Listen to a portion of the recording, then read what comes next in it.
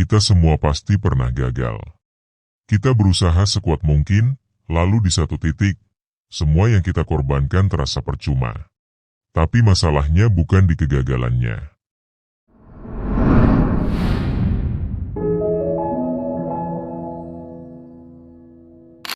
Kita tumbuh dengan satu keyakinan, berhasil itu benar, gagal itu salah. Sejak kecil kita diajarkan untuk menghindari kegagalan. Nilai jelek dianggap buruk dan kalah dianggap memalukan. Tanpa sadar, kita mulai mengaitkan kegagalan dengan harga diri. Padahal kenyataannya tidak sesederhana itu, kegagalan bukan sekadar hasil. Dia adalah proses yang tidak selesai sesuai dengan harapan.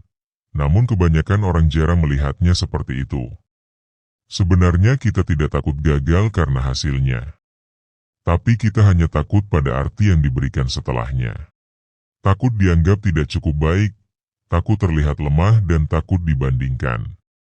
Di titik itu, kegagalan bukan lagi kejadian, tapi menjadi identitas kita. Disinilah masalahnya dimulai. Karena saat seseorang mulai percaya bahwa dirinya adalah kegagalan, dia berhenti mencoba, bukan karena tidak mampu, tapi karena tidak lagi melihat alasan untuk bangkit. Padahal kegagalan punya fungsi yang sering kita abaikan. Dia membatasi ego, memaksa kita sadar melihat realita, dan menunjukkan celah yang tidak terlihat saat semuanya berjalan lancar.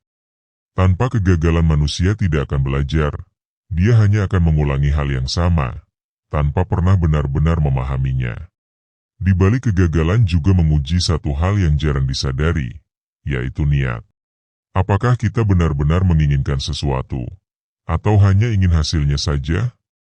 Karena ketika hasil tidak datang, yang tersisa hanyalah alasan kita memulai. Maka banyak orang berhenti, bukan karena mereka lemah, tapi karena mereka tidak siap menghadapi dirinya sendiri. Di kondisi inilah kegagalan mulai berbicara sangat keras. Selama ini, kita terlalu fokus pada hasil, sampai lupa membangun diri agar mampu mencapainya. Bahwa kita ingin cepat berhasil, tanpa siap melewati proses yang membentuknya. Kita tidak gagal karena dunia menolak kita, tapi karena belum siap untuk apa yang kita minta sejak awal. Karena pada akhirnya, kegagalan bukanlah lawan dari kesuksesan. Dia adalah bagian dari jalan yang sama. Masalahnya bukan pada seberapa sering mengalami kegagalan, tapi pada seberapa cepat kita memutuskan bahwa kegagalan itu adalah akhir. Jika melihatnya sebagai akhir dari segalanya, maka dia akan menghentikan kita.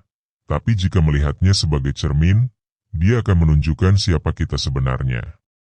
Dan dari sana, kita selalu punya pilihan, tetap berhenti, atau terus mencoba.